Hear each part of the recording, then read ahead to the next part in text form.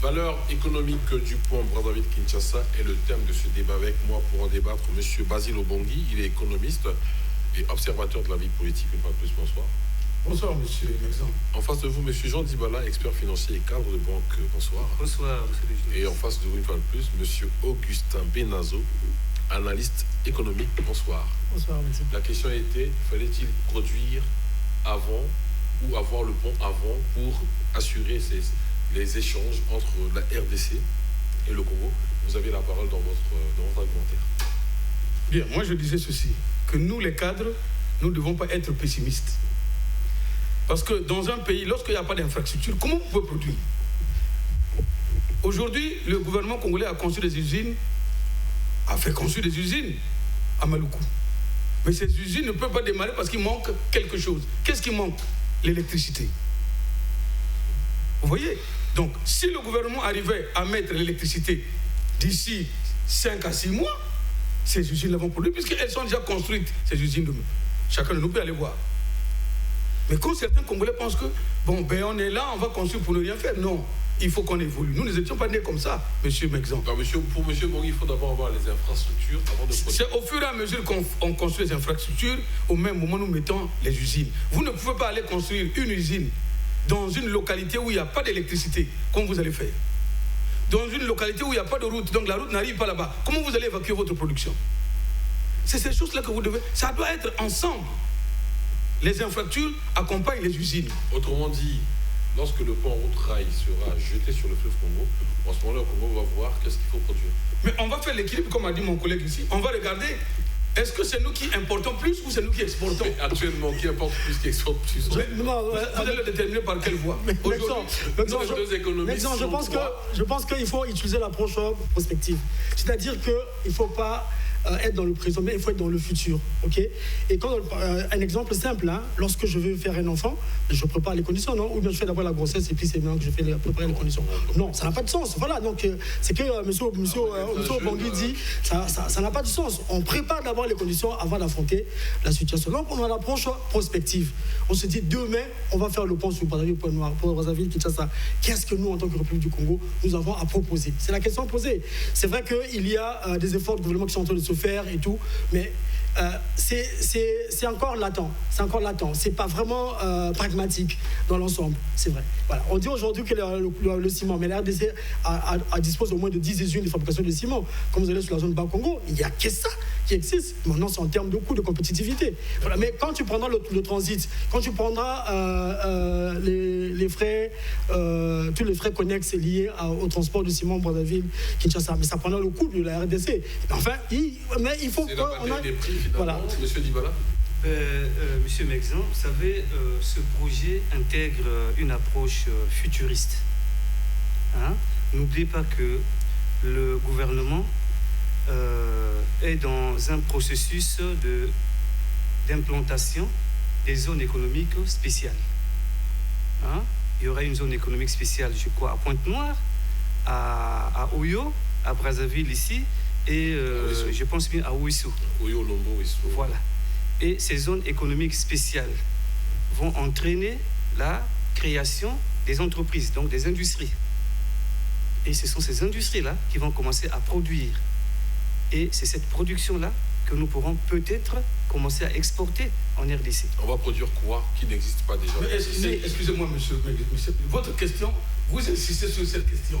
Même si vous produisez du lait, vous, par exemple, vous produisez du lait, je peux aussi produire le lait qui dépasse votre lait de la qualité. Nous avons le jus ici qui est produit au Congo, mais le jus qui quitte Kinshasa, ça arrive ici. Mais notre jus aussi quitte ici, va à Kinshasa, vous le savez.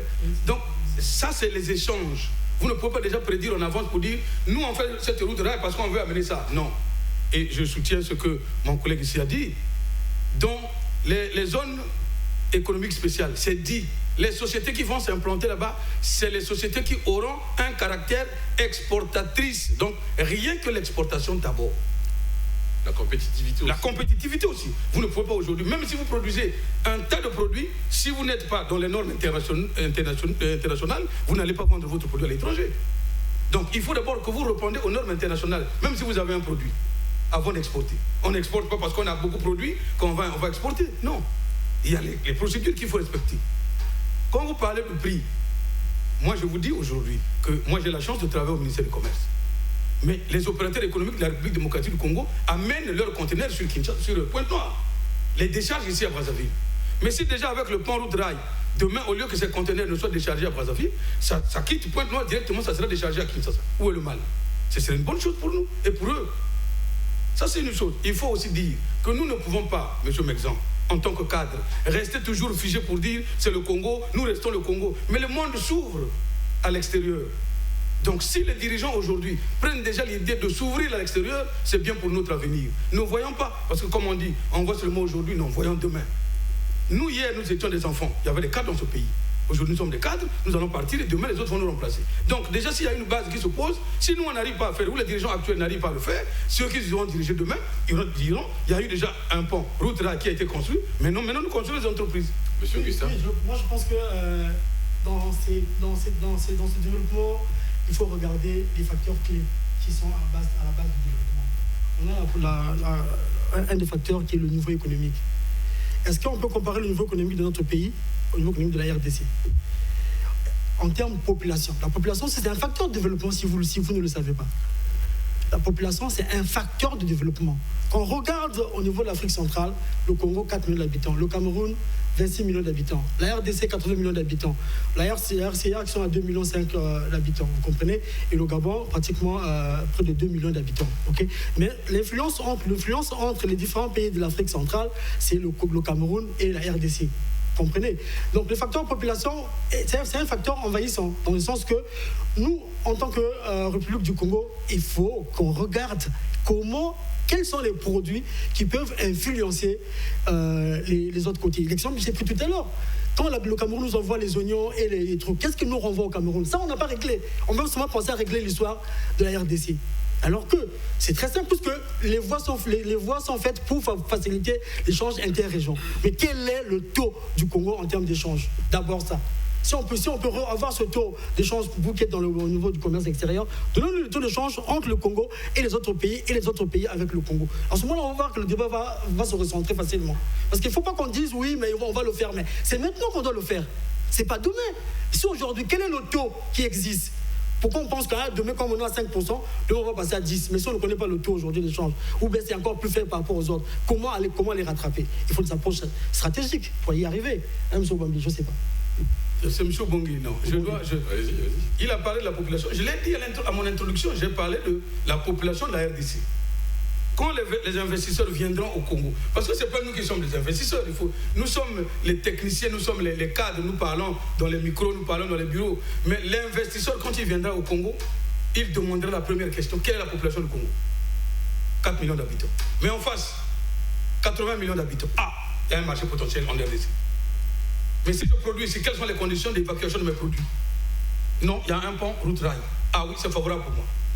Voilà ça. Ne voyons pas nous, individus que nous sommes. Non.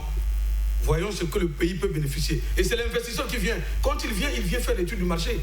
Monsieur Mexan. Il ne vient pas comme ça au hasard pour dire, nous qui sommes là, on peut créer des entreprises. C'est pas vrai. Créer une entreprise, il faut d'abord que vous ayez les moyens de le faire. Et c'est les investisseurs. Il faut que notre pays soit attractif. Si on parle dans ce sens, oui. Quels sont les éléments attractifs de notre pays pour que les investisseurs viennent, pour que demain nous produisons pour exporter? En ce moment-là, c'est autre chose. Mais si nous-mêmes, cadres de ce pays, enfants de ce pays, pensons que ce qu'on fait, c'est pas normal qu'on peut faire parce que demain, on va... Non, ça veut dire qu'on n'évolue pas. Puisque vous êtes au commerce extérieur, y a-t-il des raisons d'investir au Congo? Et bien sûr, pourquoi pas? S'il y a la lourdeur administrative ou les fardeaux, comme a dit, vous l'aviez dit depuis le début. Moi, je prends un exemple. Vous prenez Bolero qui est à Pointe-Noire. Bolloré. C'est le même Bolloré qui est au Cameroun. C'est le même Bolloré qui est au Bénin. Sénégal. C'est le même Bolloré qui est au Sénégal. En Guinée. Mais faites la comparaison. Parce que quand vous allez au Sénégal, par exemple, au port du Sénégal, on paye le conteneur qu'on appelle brique. C'est-à-dire, on ne voit pas le contenu de la marchandise qu'il y a à l'intérieur. Vous avez un conteneur de 20 pieds, vous payez par rapport au montant fixé par le gouvernement. Vous avez un conteneur de 40 pieds, vous payez par rapport au montant fixé par le gouvernement. Mais ici au Congo, il faut qu'on ouvre d'abord le conteneur pour voir le contenu de ce qu'il y a pour qu'on vous fixe ce que vous allez payer. C'est là où on dit que les coûts sont élevés. Or, si la même société qui existe dans tous ces pays, en prenant la tarification unique, vous verrez que nous serons plus avantagés parce que nous avons un port profond. Et avec la route rail, le pont route rail, sera très bénéfique pour notre pays.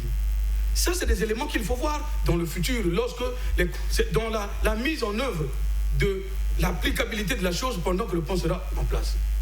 Mais il ne faut pas cesser de rêver, M. Mexon. Il ne faut pas voir tout juste à côté de nous, il faut voir le futur. Le Congo, c'est un pays qui nous appartient à nous tous, à nos enfants, à nos petits-enfants.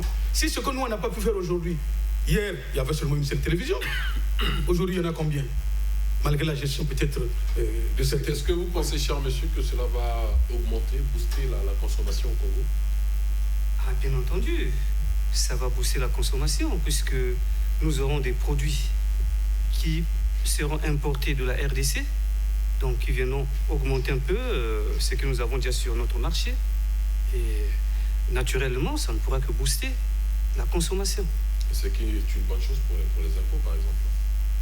Oui. Donc c'est déjà un avantage, ce port au travail, parce que ça booste la consommation, la TVA augmente, et puis voilà. On est tous contents, puisqu'on va accumuler des sous par rapport au... Mais la croissance d'un pays n'est pas mesurée sur la consommation. La croissance est mesurée sur la production. Voilà, donc c'est clair. Ça veut dire que le facteur consommation n'est pas inclusif dans le facteur développement. Est-ce que vous comprenez ce que je veux dire? Je ne sais pas. Si vous comprenez ce que je veux dire. Donc c'est la production qui est à l'origine de la croissance économique d'un pays. Aujourd'hui, nous sommes sur le niveau de production. Vous avez posé une question. Qu'est-ce que le Congo va proposer à cela? Puisque le Congo, apparemment, vous entendez pas. Oui. Le Congo se cherche encore dans sa productivité, et si on devant du côté de la consommation, peut-être que avec ce port au travail. Oui, ça fait partie des approches. On fait un choix, où on produit, où on consomme. Voilà. Et selon vous, le Congo consommera plus, produira plus? Non, nous sommes dans une production... vous savez, au Congo, le manioc n'a jamais manqué. Ça, j'ai l'exemple du Congo. Vous allez voir dans les boulangeries, les gens font des rangs, mais vous ne verrez jamais au marché les gens faire les rangs pour acheter le manioc. Le manioc a une production autosuffisante au Congo. Mais c'est qu'il y a beaucoup de facteurs qui font que le coût soit encore à un niveau. Mais la population consomme le manioc à 100% congolais. Vous comprenez? Donc déjà, nous avons une production locale qui est là, et avec la production qui va venir de la RDC, peut-être que ce que nous pouvons mettre en inquiétude, peut-être que nos produits locaux, au lieu de nourrir les Congolais, risquent de partir en RDC et ça va flamber. On aura une forme d'inflation au pays. Mais ça aussi, c'est à regarder, à étudier. Voilà, c'est à étudier. Parce que là, on dit oui, c'est un marché qui est ouvert, mais si moi j'ai plus d'avantages à proposer en RDC, comme ça se fait souvent, mais je vais pénaliser.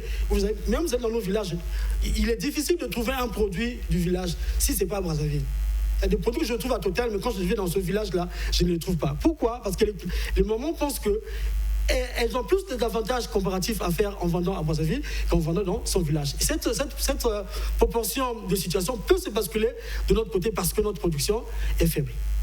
Voilà. Est-ce que, M. Dibala, vous qui êtes cadre de banque, donc vous êtes dans une espèce de baromètre, est-ce que vous pensez que l'économie congolaise est compétitive pour se réjouir de la mise en place d'un tel ouvrage? Bon, mais effectivement, c'est la mise en place de cet ouvrage qui rendra aussi notre économie compétitive, puisque tout à l'heure, on vous a dit que ce projet-là va booster les échanges entre les deux pays. Pas que la RDC, y compris le Congo. Hein? N'oubliez pas que, je l'ai dit tantôt, le Congo est dans un processus de mise en place des zones économiques spéciales. J'insiste sur cet aspect. Notre économie n'est pas encore compétitive, si je comprends bien. Bon, sur le plan des exportations, oui, on peut dire que notre économie n'est pas compétitive parce qu'on n'exporte pas assez de produits. Hein? Mais vous savez, la compétitivité d'une économie ne se mesure pas seulement que par les produits que vous exportez, mais même la consommation locale. Hein? Peut faire que nos produits aussi au plan local soient compétitifs. Mais je dis que ce projet, à mon avis, est arrivé à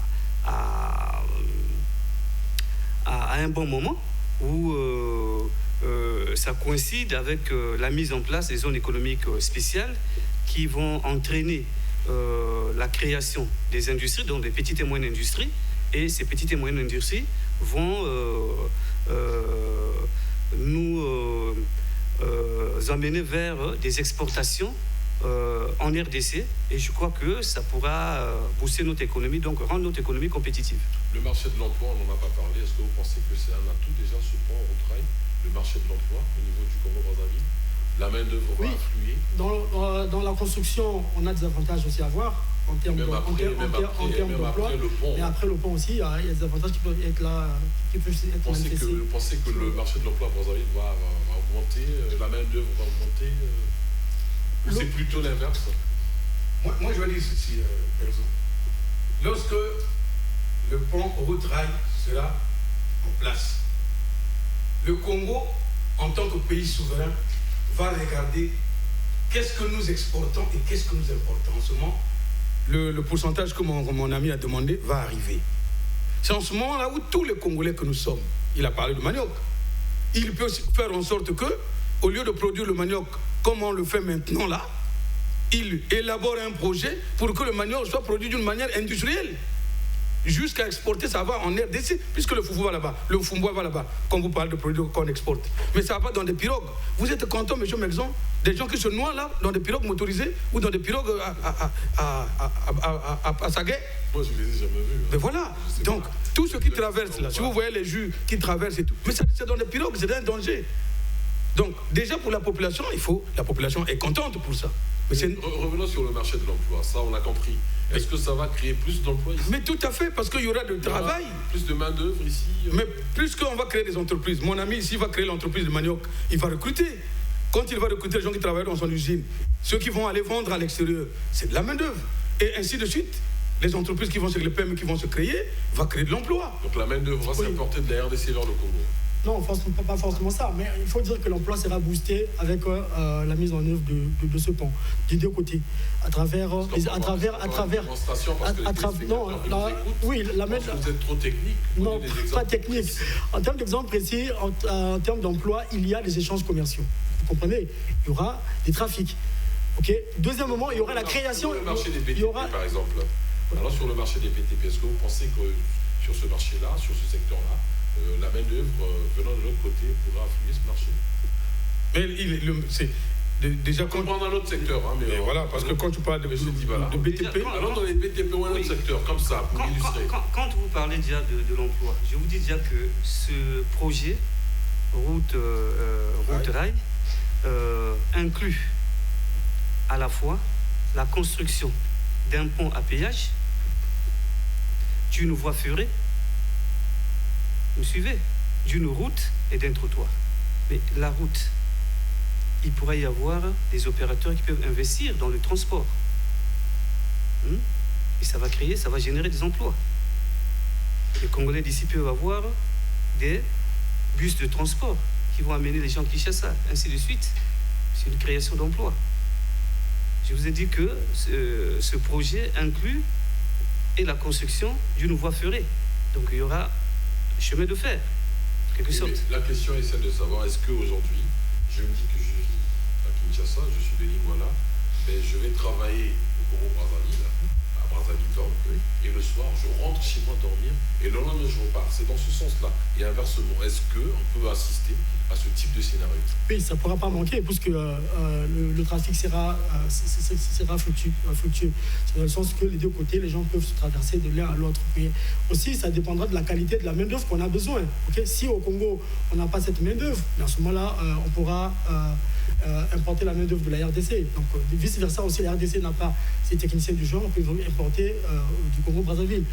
Donc ça implique les questions de formation? Oui, ça implique les questions de formation, mais c'est des secteurs, comme a dit mon co-débatteur, qu'il y a beaucoup de secteurs qui vont prendre de l'ampleur, notamment le transport, le commerce et d'autres. Et puis il faut dire que aussi, ça peut-être que le DG va nous préciser, le commerce informel déjà qui occupe la grande partie de notre production locale, notre production locale. Voilà, on nous dit que nous sommes à 60%, 60% du commerce informel qui apporte au niveau de notre PIB. Okay? Mais ces facteurs peuvent influencer davantage le secteur informel si le gouvernement ne prend pas garde. Alors le secteur informel a comme défaut, c'est le retour au niveau des institutions de la République en termes d'impôts et tout, qui ne sont pas vraiment maîtrisés ou maîtrisables. Voilà, ça, c'est fait partie des éléments que le gouvernement devait regarder en face. Monsieur Longi. Non, sur le marché des services. Oui, d'abord, il faut dire qu'avec l'arrivée de ce pont route-rail, les deux pays vont prendre des dispositions pour que les modalités d'entrée et de sortie soient bien circonscrites. Comme vous l'avez dit, que quelqu'un peut quitter Kinshasa pour venir travailler à Brazzaville et vice-versa. Pourquoi ne pas le faire si j'ai un travail fixe, bien déterminé à Kinshasa, j'ai déjà ma route rail, j'ai mon véhicule, je suis immatriculé, enregistré, pourquoi ne pas faire l'aller-retour pour aller travailler? Ça, c'est déjà de 1. De 2, moi j'ai toujours dit, il ne faut pas être pessimiste. Le projet pont, route, rail va nous apporter de l'emploi. Il reste seulement la générosité des Congolais, un peu de créativité pour que les choses marchent. Pourquoi nous pleurnichons toujours? C'est parce qu'on ne veut pas créer. Les autres sont là en train de réfléchir. Nous sommes en train de dire comment je vais détruire mes exemples, comment je vais détruire... Alors que l'autre dit comment je vais produire demain pour que les gens mangent. C'est ça ce qui devait nous animer, nous, en tant que cadre de ce pays. Comment faire, avec l'arrivée de ce grand bijou, faire en sorte que nous boostons notre pays pour qu'on parle aussi du Congo. Voilà le problème. Oui, un exemple. Je pense que M. Obongi, qui est du ministère du Commerce, je ne sais pas s'ils ont évalué la situation du port autonome de Brazzaville en termes d'échanges qu'il y a eu pendant tant d'années. Quelles ont été les leçons tirées de ce port? Je crois qu'il devrait revenir à cela dans un premier temps. C'est en fait une recommandation que je voudrais donner au ministère du Commerce, de faire une évaluation de la situation de gestion du port autonome. Ça va nous permettre d'améliorer la gestion du pont rail. Vous parlez de quoi exactement? La non-maîtrise des trafics, la non-maîtrise des échanges qui existent, parce qu'aujourd'hui on a demandé le chiffre au directeur, mais on n'a pas le chiffre en termes d'échanges, quoi. Ça représente combien? Par exemple, le savon est passé de combien de pourcents au niveau de notre pays? Le sucre, c'est combien? Les friperies, c'est combien? Tous ces éléments-là, on devait avoir un peu ces facteurs, ces éléments qui nous permettre d'améliorer la gestion future. Peut-être que je demanderai à Mexan, qui est l'animateur de l'émission, de choisir une émission spéciale pour ça, pour qu'on soit édifié. Mais ce que je vais dire, c'est que lui, il a reconnu qu'il y a le secteur informel. Et il y a un ministère qui s'occupe du secteur informel. Donc c'est déjà important. Mais si ce secteur informel, que lui, il parle du port autonome de Brazzaville, c'est qu'on y avait, avant l'opération Bata Bakolo qu'on a parlé. C'était ça. Maintenant, puisqu'il y a eu une bataille à Mokolo, il y a eu une résistance de deux côtés. Qu'est-ce qu'il faut faire lorsqu'il y aura le pont, le route rail? Comment faire pour revenir à ce qui était hier? Mais il faut que ça soit bien harmonisé, bien canalisé et bien contrôlé. Ça ne sera pas comme où chacun rentre comme il veut et sort comme il veut. Donc je crois que laissons ce chantier s'exécuter. Et nous qui sommes des cadres, moi j'insiste, nous devons aider notre pays pour que demain on parle du Congo en termes d'exportation. Nous avons la chance d'avoir sur ce plateau un expert financier et cadre de banque. Qu'est-ce que les banques gagnent de ce pont route rail? Ah, c'est une belle question. Qu'est-ce que les banques gagnent en finançant ce projet route rail? Déjà, il y a une banque qui va financer une partie de la construction de ces travaux, c'est la BAD. 210 millions de dollars. Voilà. Et qu'est-ce que la BAD gagne? Il faut se poser la question. D'abord, déjà, le remboursement se fera avec des intérêts. Donc, la BAD va déjà gagner en termes d'intérêts. Mais vous savez que le rôle aussi de la Banque africaine de développement, c'est de financer des projets intégrateurs. Projets intégrateurs qui doivent favoriser les échanges des biens et peut-être des personnes. Et qu'est-ce que la banque gagne? Mais imaginez un peu que s'il y a des investisseurs qui vont s'implanter dans notre pays, dans le cadre, par exemple, des zones économiques spéciales. Vous aimez bien ces zones économiques spéciales? Ces investisseurs-là, donc ces sociétés-là, vont avoir des comptes, vont ouvrir des comptes au niveau des banques. Et les recettes issues des produits que ces sociétés vont vendre seront logées dans leurs comptes au niveau des banques. Et la banque pourra utiliser ces fonds-là pour financer l'économie. C'est-à-dire que prêter à d'autres hommes d'affaires pour qu'eux aussi, à leur tour, investissent. Et ce n'est que de cette façon-là que l'économie va se développer. Monsieur Augustin Menazo, vous qui êtes du CIPRES, vous êtes un statisticien, vous réfléchissez sur ces questions d'économie. Les banques commerciales, est-ce qu'avec ce pont route-rail du Brazzaville-Kinshasa, est-ce que ce pont est un facteur qui pourrait redonner de la confiance aux banques commerciales pour financer l'économie réelle? Oui, forcément. Comme a dit M. Dibala, il y a le flux financier qui va exister sur les échanges. Les dossiers ne sont pas bancables, l'économie est bloquée, les opérateurs économiques n'ont pas de financement. Qu'est-ce qui va changer avec ce pont route-rail? Non, c'est que puisqu'il y aura des échanges commerciaux, vous comprenez? Mais ces échanges commerciaux, à l'initiative, c'est la monnaie qui va partir d'un côté à l'autre. Et donc, ça va toujours aller dans les banques au niveau local.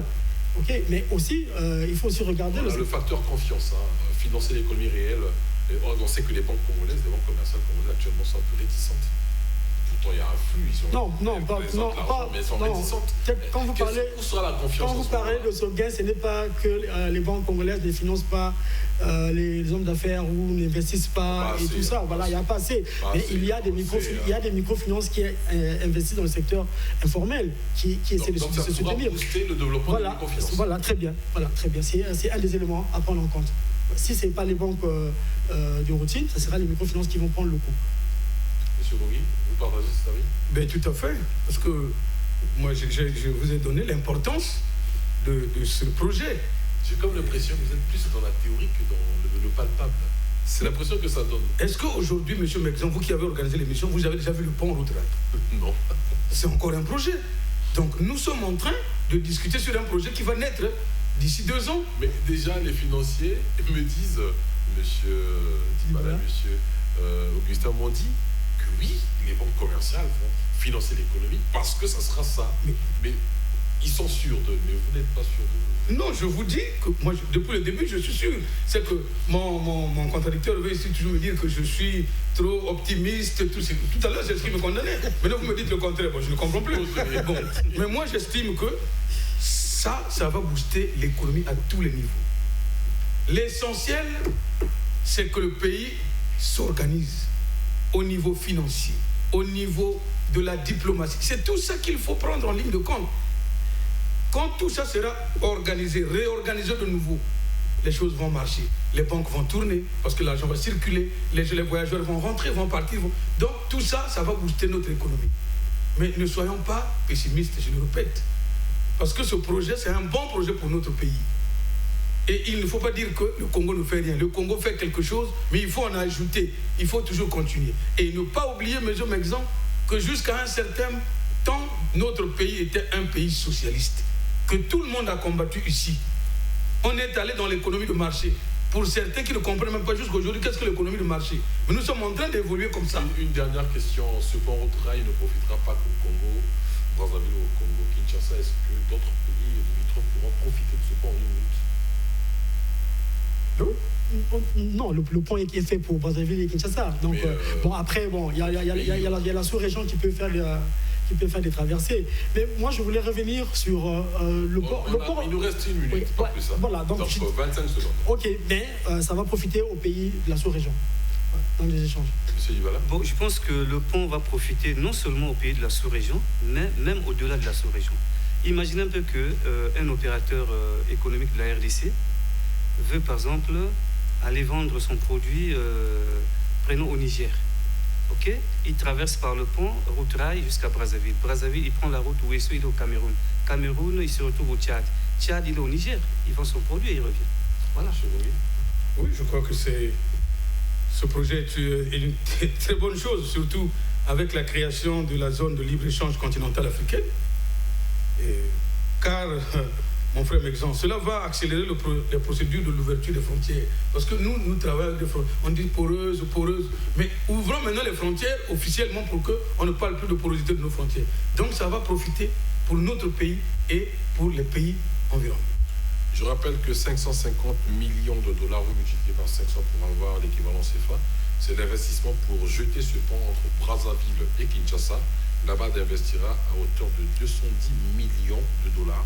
Valeur économique du pont Yamoussoukro et Brazzaville, Kinshasa, entre les deux capitales, était le thème de cette émission. Avec moi, Monsieur Jean Dibala, vous êtes expert financier et cadre de banque. Merci pour votre contribution. En face de vous, deux contradicteurs, mais bon, c'était plutôt bien. Monsieur Augustin Benazo, économiste, analyste, et Monsieur Obongui, vous êtes économiste et observateur de la vie politique. Merci, monsieur. Ce qui nous a manqué, c'est l'analyse politique quand même de cette situation. Ben, on le fait la prochaine. Merci beaucoup. Merci beaucoup et au prochain débat. Merci.